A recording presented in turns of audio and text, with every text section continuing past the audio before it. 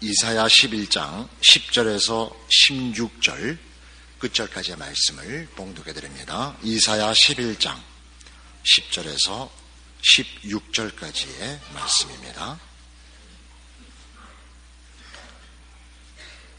그날에 이새의 뿌리에서 한 싹이 나서 만민의 기호로 설 것이요 열방이 그에게로 돌아오리니 그 거한 곳이 영화로우리라.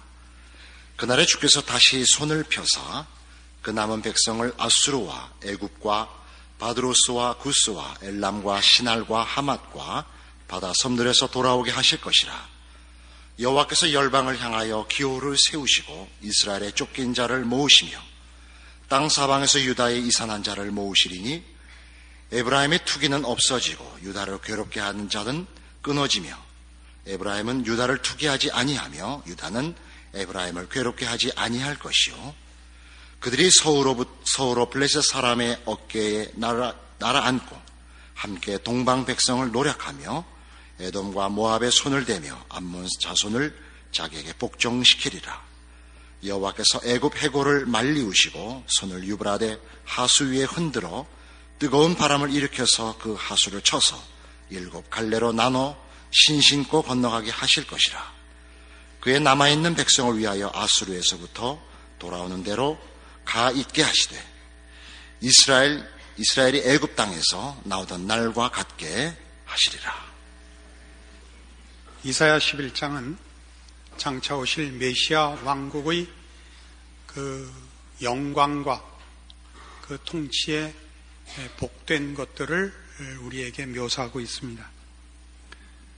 이리와 어린 양이 함께 거하는 독사의 굴에 어린아이가 손을 넣어도 괜찮은 상함도 해함도 없는 평화의 나라요, 복된 나라요, 영광의 나라가 될 것입니다.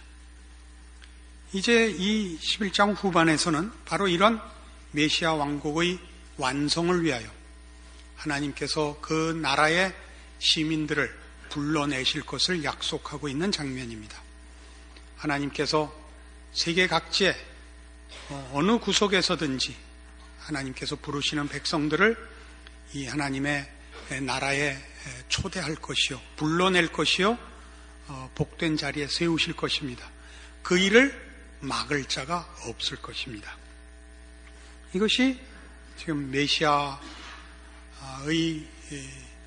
도래와 그 메시아로 인한 약속된 메시아 왕국의 영광이요, 그 왕국에 초대받는 하나님의 백성들의 구원받는 또 그 영광의 자리로 초대받는 모든 소망의 약속들에 관한 것입니다. 이 일들은 여기선 예언으로 나와 있지만 이제 우리에게는 이미 실현된 약속입니다. 에베소서 1장에 가시면 우리는 이 약속들이 어떻게 성취되어 있는가를 성경에서 보고 있습니다. 신약성경 311페이지 에베소서 1장 17절 이하의 말씀을 봅시다. 우리 주 예수 그리스도의 하나님 영광의 아버지께서 지혜와 계시의 정신을 너희에게 주사 하나님을 알게 하시고 너희 마음 눈을 밝히사 그의 부르심의 소망이 무엇이며 성도 안에서 그 기업의 영광의 풍성이 무엇이며 그의 힘의 강력으로 역사하심을 따라 믿는 우리에게 베푸신 능력의 지극히 크심이 어떤 것을 너희로 알게 하시기를 구하노라. 하나님이 어떤 분인가를 알기를 원하고 하나님이 우리에게 무엇을 주시려고 하는가, 그리고 그것을 어떻게 이미 행하셨는가 알기를 원한다. 이것이 에베소 교인들에게 보낸 사도 바울의 편지요, 에베소 교인들을 위한 기도인 것입니다. 하나님이 우리에게 어떤 분인가, 하나님이 우리에게 무엇을 이루시려 하며 그리고 그것을 위하여 이미 어떤 일을 행하셨는가, 그것이 바로 그 아들 예수 그리스도를 보내사 우리에게 허락하신 구원이며 그 아들로 인하여 세우실 영원한 하나님 나라의 설립입니다. 20절 이하를 더 봅시다. 그 능력이 그리스도 안에서 역사하사 죽은 자들 가운데서 다시 살리시고 하늘에서 자기 오른편에 앉히사 모든 정사와 권세와 능력과 주관하는 자와 이 세상뿐 아니라 오는 세상에 일컫는 모든 이름 위에 뛰어나게 하시고 또 만물을 그 발 아래 복종하게 하시고 그를 만물 위에 교회의 머리로 주셨느니라. 하나님이 이 일을 위하여 어떤 힘을 쓰셨는가를 설명하는 구절입니다. 하나님의 모든 능력으로, 그 능력은 다만 기능적 차원의 얘기가 아니라 열심을 포함한 것을 말합니다. 하나님의 진심을 동원하여 열심을 가지고 그 모든 능력을 동원하여 그 아들을 우리를 위하여 주사 그를 우리 죄를 위하여 십자가에 못 박으셨고 새로운 메시아 왕국을 위하여 그를 부활시키시고 그를 우리의 머리로 주셨다. 우리는 그의 몸이다. 우리는 그 나라의 시민이며 그리스도를 머리로 한 그의 몸으로 연합된 자다 하는 것을 알기를 원한다. 이렇게 되어 있습니다. 또 바로 다음 장에 있는 에베소서 2장 14절부터 봅시다. 그는 우리의 화평이신지라 둘로 하나를 만드사 중간에 막힌 담을 허시고 원수된 것 곧 의문에 속한 계명의 율법을 자기 육체로 폐하셨으니 이는 이둘로 자기의 안에서 한 세 사람을 지어 화평하게 하시고 또 십자가로 이 둘을 한 몸으로 하나님과 화목하게 하려 하심이라. 원수된 것을 십자가로 소멸하시고 또 오셔서 먼 데 있는 너희에게 평안을 전하고 가까운 데 있는 자들에게 평안을 전하셨으니 이는 저로 말미암아 우리 둘이 한 성령 안에서 아버지께 나감을 얻게 하려 하심이라. 원수된 것을 소멸하셨다. 구약시대에는 그 상징상 이스라엘만이 하나님의 선민이었고 이스라엘을 제외한 모든 다른 나라는 이방, 하나님과 관계가 없는 외면된 나라로 치부되었습니다. 이스라엘은 둘로 나뉘어 우리 오늘 보는 본문에 의하면 북왕조 이스라엘과 남왕조 유다가 서로 반목하고 시기하며 원수되어 있었으나 이제 각각 아수르의 북왕조가 망하고 바벨론의 남왕조가 멸망을 당합니다마는 다시 하나님의 구원하심으로 둘이 다 한 나라로 회복이 될 것이요. 그때는 그 둘의 반목이 사라지며 질투가 없어지고 화목하게 될 것이라 라는 약속을 받고 있습니다. 그것은 더 넓게 이제 이스라엘과 이방이라는 차별이 철폐되고 그 반목이 사라지고 예수 그리스도 안에서 하나님의 백성으로 함께 부름을 받을 것이라는 실현된 약속으로 메시아 왕국의 시민으로 부름을 받게 된 것으로 나타나 있습니다. 19절 보시죠. 그러므로 이제부터 너희가 외인도 아니요 손도 아니요 오직 성도들과 동일한 시민이요 하나님의 권속이라. 너희는 사도들과 선지자들의 터 위에 세우심을 입은 자라. 그리스도 예수께서 친히 모퉁이돌이 되셨느니라. 그의 안에서 건물마다 서로 연결하여 주 안에서 성전이 되어가고 너희도 성령 안에서 하나님의 거하실 처소가 되기 위하여 예수 안에서 함께 지어져 가느니라. 이 함께는 선민이라고 자부했던 이스라엘뿐만 아니라 외면당한 족속이라고 치부되었던 이방이 함께 하나님의 백성으로 하나님의 거하실 성전으로 지어져 감을 여기 설명하고 있고 이것이 예수 그리스도로 말미암아 실현된 메시아 왕국의 지금의 실현된 현실인 것을 성경이 선언하고 있습니다.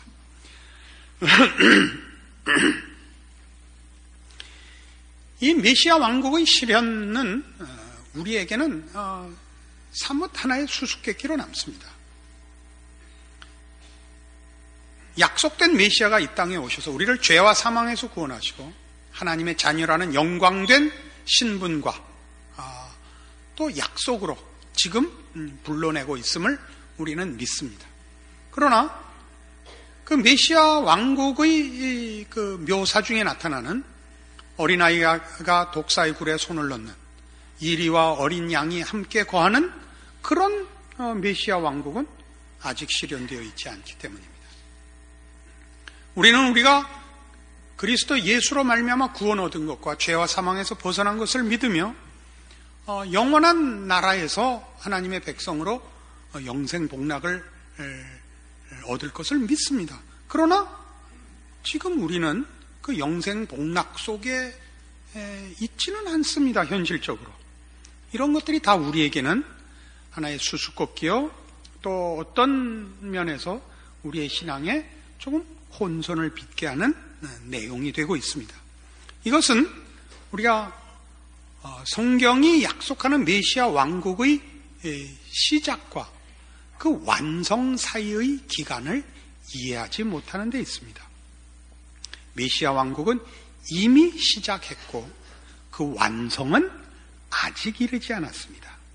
이 이미 시작된 그 왕국의 어떤 실현된 내용들과 기다려야 하는, 아직은 완성되지 않은 것 사이의 차이를 구별해내지 못하면 우리 신앙에 사실은 상당히 심각한 혼선을 빚게 됩니다. 사도행전 2장에 가보십시다. 신약성경 190페이지 사도행전 2장 36절입니다.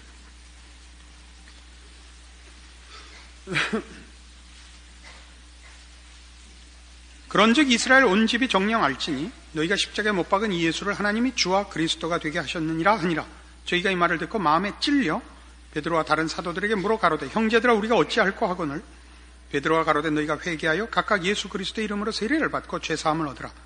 그리하면 성령을 선물로 받으리니 이 약속은 너희와 너희 자녀와 모든 먼 데 사람 곧 주 우리 하나님이 얼마든지 부르시는 자들에게 하신 것이라 하고 또 여러 말로 확증하며 권하여 가로되 너희가 이 패역한 세대에서 구원을 받으라 하니 그 말을 받는 사람들은 세례를 받으며 이날에 제자의 수가 3,000이나 더하더라.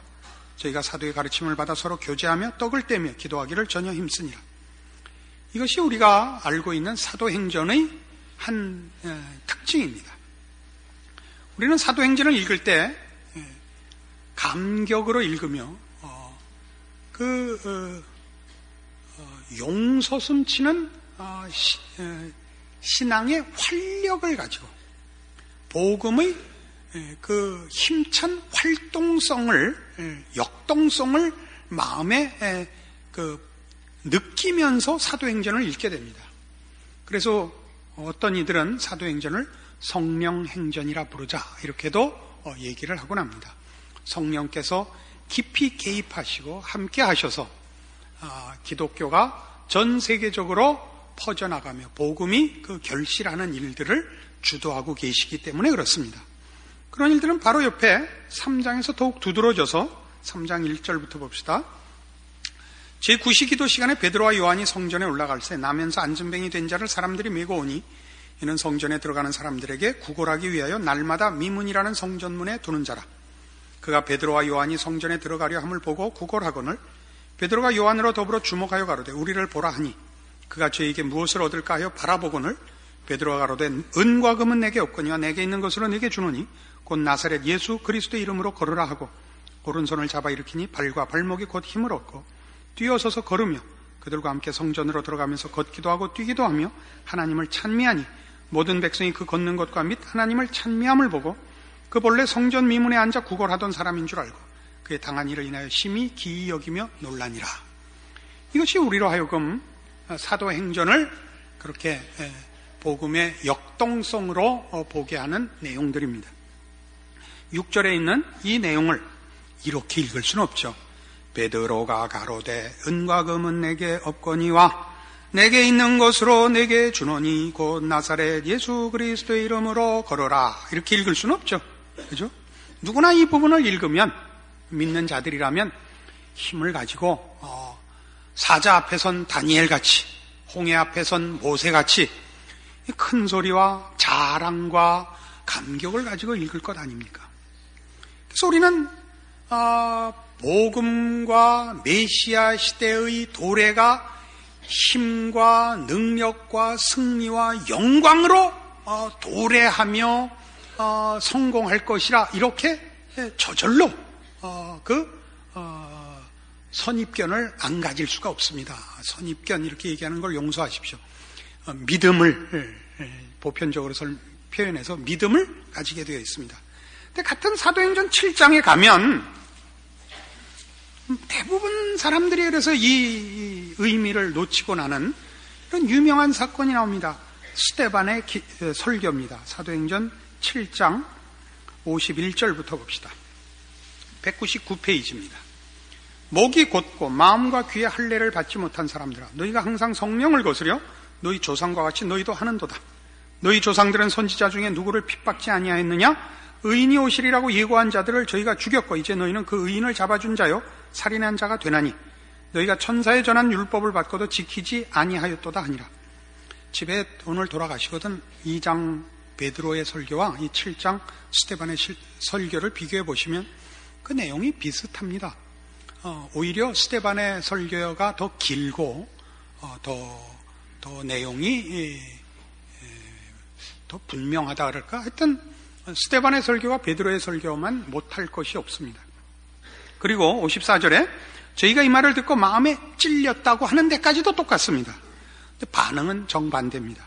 저를 향하여 이를 갈거늘 스데반이 성령이 충만하여 하늘을 우러러 주목하여 하나님의 영광과 및 예수께서 하나님 우편에 서신 것을 보고 말하되 보라 하늘이 열리고 인자가 하나님 우편에 서신 것을 보노라 한데 저희가 큰 소리를 지르며 귀를 막고 일심으로 그에게 달려들어 성 밖에 내치고 돌로 칠세 증인들이 옷을 벗어 사울이라 하는 청년의 발 앞에 두니라. 저희가 돌로 스데반을 치니 스데반이 부르짖어 가로되 주 예수여 내 영혼을 받으시옵소서 하고 무릎을 꿇고 크게 불러 가로되 주여 이 죄를 저들에게 돌리지 마옵소서 이 말을 하고 자니라. 우리는 아까도 말씀드린 바와 같이 사도행전을 열면서 시작된 메시아 왕국의 도래와 복음의 역동성이 결실하는 일로 인하여 너무 성급하게 사도행전을 성령행전이라 부르자 이렇게 얘기하는 그런 식의 관점을 가지며 너무 쉽게 복음의 승리를 기대하며 그래서 현실적인 신앙의 그 식상해 있거나 우리의 신앙의 현실이 그 기대만 못하다고 느낄 때마다 초대교회로 돌아가자라는 식의 구호를 외치곤 하는 것입니다. 이 사도행전 7장의 스데반은 성경이 묘사한 어떤 사람보다도 하나님의 사람으로 최고의 그 인물로 묘사되어 있습니다. 성령이 충만한 사람, 지혜가 충만한 사람, 하나님과 모든 사람에게 칭찬을 받는 사람으로 묘사되어 있습니다. 그리고 그의 설교는 베드로 설교보다 나았습니다. 그러나 그의 설교로는 아무도 회심하지 않고 오히려 돌을 들어 그를 쳐 죽여서 성령과 지혜가 충만하고 칭찬받아서 역사적인 묘사, 사실 묘사대로 하면 그냥 되져버렸습니다. 하나도 영웅적인 구석이 없게 그냥 정말 속절없이 죽고 말았습니다. 우리는 사도행전이 결국 뒤로 넘어가서 후반부를 이 스데반을 죽인 사울이 회심하여 바울이 되어 그가 곳곳에 복음을 전하여 교회를 세우고 그러나 반대자들에 의하여 할 수 없이 로마의 죄수로 압송되어 로마로 가서 그 세 집에서 이태 동안 복음을 전했다는 이상한 그 결말로 끝나는 사도행전을 사실은 보게 됩니다. 우리 전통적인 표현으로 하면 용두사미죠. 우리가 기대하고 그렇게 환호했던 사도행전, 성령행전, 은과 금은 내게 없거니와 나사렛 예수 그리스도의 이름으로 네게 명하노니 일어나 걸으라. 내게 있는 것 네게 주는 이 나사렛 예수의 그 복음의 역동성, 도래한 메시아 왕국의 영광들로 시작한 사도행전이 그렇게 시시하게 그냥 새 집에서 복음을 가르쳤더라 이렇게 글 쓰다가 나중에 협박받아서 쓰다 만 것 같이 그렇게 시시하게 끝난다고요. 시시행전이라고요. 누가 성령행전이라 그래요. 사도행전이 우리에게 전하고 싶은 건 이겁니다. 복음서 전체가 증언한 게 뭡니까? 예수님이 바로 그 성경이 약속했던 메시아 그분이다. 그가 약속대로 우리 죄를 위하여 죽으셨고 부활하셨고 그로 말미암아 이제 메시아 왕국이 실현됐다. 그게 이제 사도행전이죠. 그가 부활 승천하여 이제 메시아 왕국이 실현됐고 시작되었다. 복음이 결실한다.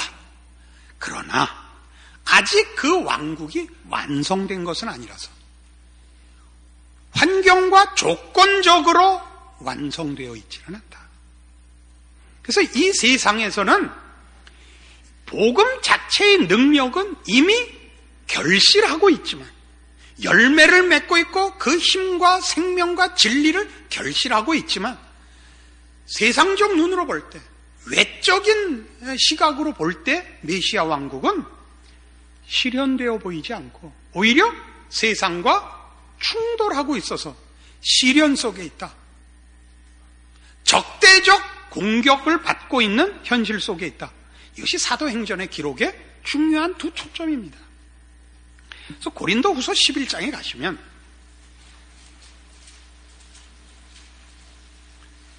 신약성경 297페이지 혹은 298페이지일 수도 있습니다. 이 고린도후서 11장 22절 이하의 말씀을 볼 텐데 여기 나오는 내용이 뭐냐면 고린도 교회를 사도 바울이 세웠는데 사도 바울로 인하여 복음을 듣고 예수를 믿게 된 고린도 교회에서 뜻밖의 그 교인들 중에 바울의 사도직, 그의 사도된 것을 의심하는 무리들이 생겨서 바울이 내가 그리스도의 일꾼이요 복음의 사도가 맞다라는 사도직을 변명하는 장면인 것입니다. 근데 그가 내가 사도인 것이 맞다라는 사도직을 증거하는 내용들이 뜻밖의 것들이더라 이겁니다. 한번 볼까요? 22절. 저희가 히브리인이냐 나도 그러하며 저희가 이스라엘인이냐 나도 그러하며 저희가 아브라함의 씨냐 나도 그러하며 저희가 그리스도의 일꾼이냐 정신없는 말을 하거냐 나도 더욱 그러하도다. 내가 그리스도의 일꾼이다. 내가 사도다. 내가 사도인 증거를 제시한다. 내가 수고를 넘치도록 하고 옥에 갇히기도 더 많이 하고 매도 수없이 맞고 여러 번 죽을 뻔하였으니 유대인들에게 40에 하나 감한 매를 5번 맞았으며 3번 태장으로 맞고 1번 돌로 맞고 3번 파손하는데 일주야를 기품에서 지냈으며 여러 번 여행에 강의 위험과 강도의 위험과 동족의 위험과 이방인의 위험과 시내의 위험과 광야의 위험과 바다의 위험과 거짓 형제 중에 위험을 당하고 또 수고하며 애쓰고 여러 번 자지 못하고 줄이며 목마르고 여러 번 굶고 춥고 헐벗었노라. 내가 사도인 것이 맞다라는 증거가 내가 어떻게 죽은 자를 살렸으며 내가 어떻게 망하던 자를 흥하게 했으며 내가 어떻게 멸망에 처한 나라를 구했으며 이런 얘기들이 아니고 내가 어떻게 이리와 양을 함께 살게 했으며 내가 어떻게 어린아이를 독사 굴 속에서 함께 자게 했는데도 해를 당하게 하지 않게 했으며가 아니고 내가 얼마나 고생했는가, 내가 얼마나 핍박과 고난과 위협과 시련 속에 있었는가를 제시해서 내가 복음의 일꾼이 맞지 않냐라고 자신을 증명하고 있단 말입니다. 그러니까 우리가 가지고 있는 메시아 왕국의 시민으로서의 오늘날 신자들의 그 신앙적인 이해 속에 제일 큰 혼선을 빚고 있는 게 뭡니까? 메시아 왕국이 도래했고 시작이 됐고 2000년 전에 시간적으로 예수 그리스도께서 오셔서 십자가를 지시고 부활하시고 승천하사 메시아 왕국이 시작이 됐고 우리는 그 시민으로 부름을 받아서 말하자면 메시아 왕국의 통치를 받고 있는 자로서의 신앙적인 보상이 이미 허락된 자인데 왜 현실은 이렇게 고단하냐 이 문제 아닙니까? 어느 구석에 메시아 왕국의 시민으로서의 권리와 복이 있냐? 이게 여러분들이 묻고 싶은 거 아니에요? 이게 성경이 하는 얘기는 이거죠. 메시아 왕국이 우리에게 실현시킨 게 뭐냐? 죄와 사망으로부터의 해방 아닙니까?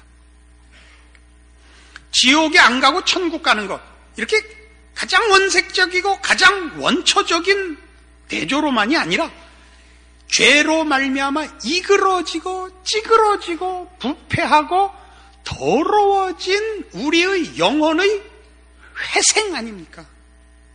시기와 질투와 이기심과 더러움과 치사함과 못난 것과 무지함에서부터의 해방, 그것이 메시아 왕국의 시민으로서 이미 실현된, 우리에게 허락된 그 시민으로서의 보상이지요. 이것을 누릴 줄 모르면 여러분은 신앙인의 감사거리가 없게 됩니다.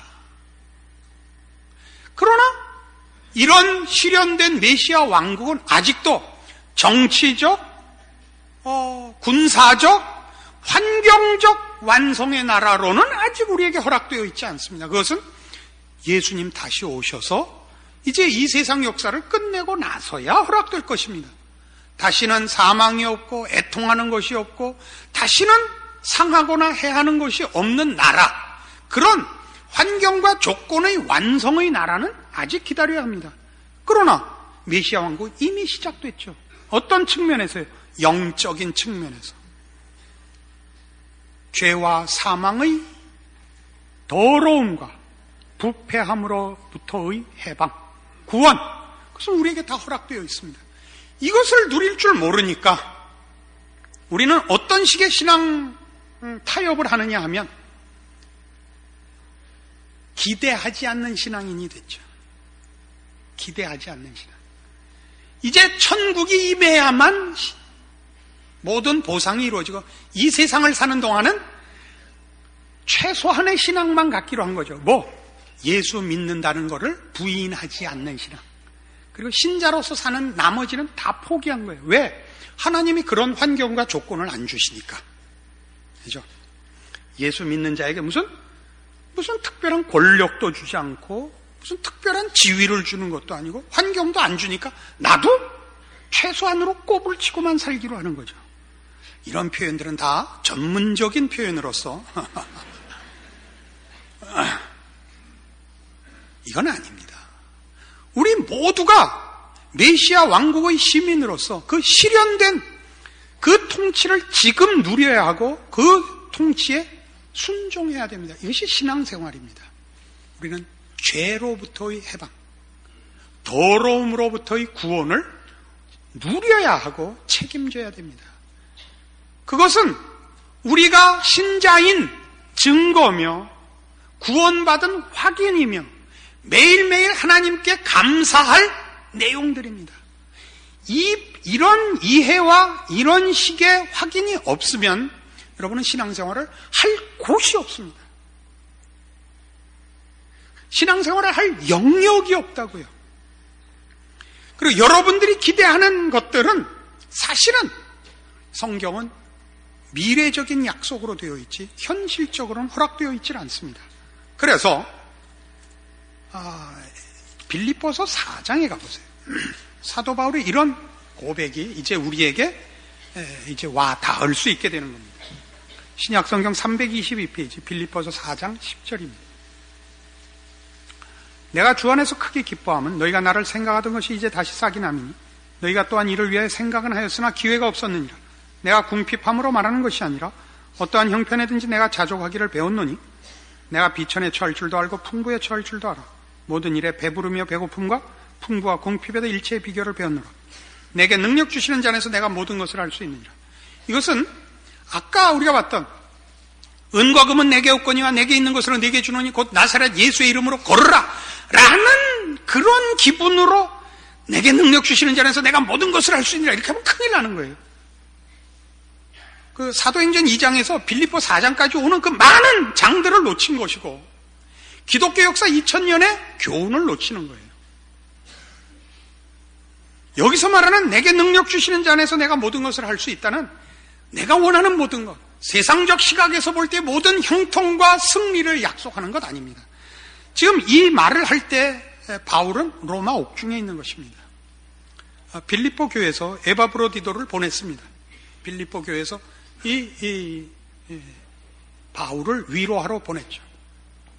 에바브로디도 편에 빌립보 교회의 바울에 대한 사랑과 그의 지금 처한 형편에 대한 위로와 이런 것들이 물심양면으로 전달이 되었습니다. 바울이 고맙다라고 얘기를 하면서, 그러나 이 고마움은 너희가 내 이 곤란한 형편에 대한 물심양면의 위로를 내가 고맙다고 하는 것 아니다. 내가 고맙다는 것은, 내가 기뻐하는 것은 너희가 하나님의 마음에 동참한 것, 메시아 왕국의 시민으로서의 반응을 한 것에 대한, 즉 너희의 신앙에 대한 수준과 내용을 기쁘다고 하는 것이다. 나는 사실 배부르거나 배고프거나 궁핍하거나 풍부하거나 상관이 없는 사람이다. 난 도통한 사람이다. 나는 일체 비결을 배운 사람이다. 나는 내게 능력 주시는 자 안에서 무엇이든지 할 수 있는 사람이다. 이렇게 나오는 것입니다. 그래서 여기서 말하는 무엇이든지 할 수 있다는 건 그런 의미에서 의도하는 모든 것, 의욕하는 모든 것의 형통에 관한 능력을 얘기하는 것이 아닙니다. 바울이 얘기하는 건 정확히 이것입니다. 내가 하는 일은 세상이 도와줄 수 있는 일이 아니다. 그러므로 세상이 도울 수 없기 때문에 세상이 방해도 할 수 없는 일을 나는 하고 있다. 내가 배부르면 이 일이 더 잘 되고, 내가 배고프면 이 일이 방해받지 않는다. 즉 세상은, 세상에 줄 수 있는 것, 우리를 배부르게 할 수 있거나 배고프게 할 수 있고, 풍부하게 하거나 궁핍하게 할 수 있는, 세상은 우리에게 물질로밖에는 관여를 못합니다. 그 세상의 것으로 하는 일이 아니기 때문에, 그러니까 다른 예를 들어서 건물을 벽돌로 지었으면 벽돌이 많으면 더 큰 건물을 지을 수 있죠. 벽돌을 빼면 그 건물이 없어지죠. 벽돌로 짓지 않았으면 벽돌이 더 많아봤자 그 건물을 짓는데 도움이 되지 않고, 벽돌을 뺏어봤자 그 건물에 손해를 입힐 수 없는 것 같이 세상의 것으로 내 일을 하고 있지 않기 때문에 내게 능력 주시는 자는 다른 분, 다른 능력을 주시는 분이기 때문에 그 일로 하니까 세상은 나를 도울 수도 없고, 도울 수 없으니까 방해할 수도 없다. 그래서 나는 풍부한 것이 나한테 도움이 되지 않는 것과 마찬가지 이유로 궁핍한 것이 나에게 방해가 될 수 없다. 나는 이 모든 일에 그래서 일체의 비결을 배운 사람이다. 내게 능력 주시는 자에서 내가 모든 것을 할 수 있다. 그러니까 이 모든 것은 그런 의미에서 하고 싶은 일을 한다는 의미만이 아니라 무슨 일을 당할 수도 있다, 이런 의미까지 포함되는 것입니다. 내게 능력 주시는 자 안에서 난 내 일을 하는 일에 난 궁핍할 수 있다. 난 배고플 수 있다. 난 옥에도 갇힐 수 있다. 그러나 그것으로는 나를 방해할 수 없고 내가 하는 일을 막을 수 없다. 이게 빌립보서 4장 13절 고백의 진의인 것입니다. 그럼 이제 우리는 이 고백을 우리의 것으로 가져야 마땅하죠. 왜요? 동일한 하나님의 시민이요 메시아 왕국의 백성이기 때문입니다. 바울이 가졌던 것은 그의 신앙적 영웅성을 입증하는 것이 아니라 이 메시아 왕국의 시민의 당연한 내용들이기 때문입니다. 오늘 우리가 이런 고백을 하지 못하고 사는 이유는 우리는 메시아 왕국이 외형적으로 조건과 환경으로 허락되어야 비로소 신앙적인 열심을 낼 수 있다고 믿기 때문입니다. 그런 것이 허락되지 않는 것은 내 믿음이 없는 탓이라 이렇게 생각을 하죠. 그러니까 풍부해야 신앙이 성립되고 궁핍함은 신앙이 없거나 위축되는 이런 식의 신앙관을 갖는 것은 전혀 성경이 약속한 것이 아닙니다. 여러분들의 신앙의 고백이 빌립보서 4장 13절이 아까 봤던 사도행전 3장에 나오는 박 장군님께서 양심의 가책을 많이 받으셔서 계속 재채기를 하고 계십니다. 왜 나는 이런 신앙을 못 가졌을까? 이렇게 금방 회개를 하셔야 돼요. 여러분들이 그 은과 금은 내게 없거니와 내게 있는 것으로 내게 주노니라는 고백은 동일하게 내게 능력 주시는 자 안에서 내가 모든 것을 할 수 있다는 고백과 이어져야 하는데 그 이어짐은 복음이 갖는 능력과 지금 메시아 왕국이 영적으로 이 세상을 침노하고 있지 외형적으로 침노하고 있는 것이 아니라는 그 싸움을 이해한 그래서 내가 가진 복음의 힘과 그러나 현실 속에서 내가 세상의 적대적인 대접을 받아야 하는 궁핍과 배고픔을, 환난과 고난을 기꺼이 감수하는 차원에서의 고백으로, 그러나 자랑과 신자된 감사로 여러분에게 현실 속에 이어져야 하는 것입니다. 이런 게 없으니까 한국교회는 주시옵소서밖에 없죠. 주시옵소서. 무슨 신자된 이 메시아 왕국의 시민으로서의 예수 그리스도로 말미암은 새 왕국, 새 나라, 새 힘, 새 질서, 새 진리, 새 소망에 대한 그 감격과 세상이 이걸 몰라서 무지함과 반대함으로 반대하는 그 적개심 앞에서의 우리의 입장과 각오, 이런 종합적인 이해가 부족하기 때문에 아까 얘기한 대로 타협하고 살거나 체념하고 살거나 아니면 뭐 이렇게 뿅 가가지고 구름 위에 뜬 얘기를 한단 말입니다. 뭐 그냥 기도하다 넘어가고 좋은 신앙을 갖고 이렇게 다 넘어가서, 그러니까 신앙인이 이렇게 너무 이렇게 거룩을 떨면 그 수상한 거예요. 지금은 거룩을 떨면 못 써요. 지금은 거룩을 힘으로 붙잡고 있어야 돼요. 그러니까 제가 이렇게 좋은 설교를 하면서도 인상을 쓸 수밖에 없는 이유는 여러분들이 완성되어 있지 않기 때문에 인상을 쓰고 찾아갈 수, 그렇게 여러분의 편견과 무지와 무관심을 헤집고 들어가는데 어떻게 웃고 들어가요? 악을 쓰고 들어갈 수밖에 없듯이 여러분들의 신앙을 지킴과 승리가 세상 안에서 이렇게 정말 순교적 각오와 이순신 같은 마음으로 이렇게 해야 되는 것이지, 희죽희죽 웃으면서 그 신앙 좋은 거 아니에요? 이러고 있으면 약간 동거예요. 약간 동거. 이게 좀 내가 이쪽을 너무 많이 공격해서 죄송한데, 너무 이렇게 흰 저고리에 깜장 치마 입고 까만 고무신 신고 이렇게 나타나면 의심하셔야 돼요. 저 웬 처녀 귀신이 나왔나? 이렇게 의심해야지. 그거 신앙의 모습 아니에요. 지금은 우리가 이렇게 태평하게 웃으면서 넉넉하게 신앙을 지킬 수 없어요. 그러니까 여러분의 신앙에 대한 점검도 여러분이 이렇게 만족이 없고 이렇게 각박한가 하는 신앙의 현실에 대해서 여러분을 너무 낮게, 이렇게 지읒 받침으로 낮게 평가하지 마세요. 시옷 받침으로 해서 낮게 평가하세요. 싸우는 때다. 싸우는 때다. 절망과 긴장 상태에 있다. 그러나 내게 능력 주시는 자가, 내가 뭐든지 할 수 있다. 난 무슨 꼴도 당할 수 있고, 그러나 복음을 막을 길은 없다. 은과 금은 없지만 나사렛 예수의 이름을 내가 갖고 있다. 이 긴장을 제대로 이해한 여러분의 현실적인 힘 있는 전투하는 신앙인이 되시기를 바랍니다. 기도하십시다. 하나님 아버지, 은혜를 감사합니다. 하나님의 사람으로 살되 이 세상에 아직 있습니다. 우리를 반대하며 우리의 믿음을 꺾으려는 적군 앞에 서 있습니다. 우리의 신앙은 오늘 잔치를 벌일 수는 없습니다. 우리는 싸워야 하며 깨어 있어야 하며 근신해야 합니다. 그러나 우리는 하나님의 백성으로 이 싸움을 합니다. 그 자랑과 그 소망이 우리를 이 현실적인 전투와 어려운 현실을 이겨내는 우리의 근거가 되게 하시고 믿음이 되시게 하시고 소망이 되게 하시며 승리할 수밖에 없는 싸움을 하는 자라는 하나님의 백성된 운명으로서의 승리가 우리를 모든 고난과 시련과 어려움에서 승리케 우리의 힘이 되게 하여 주시옵소서.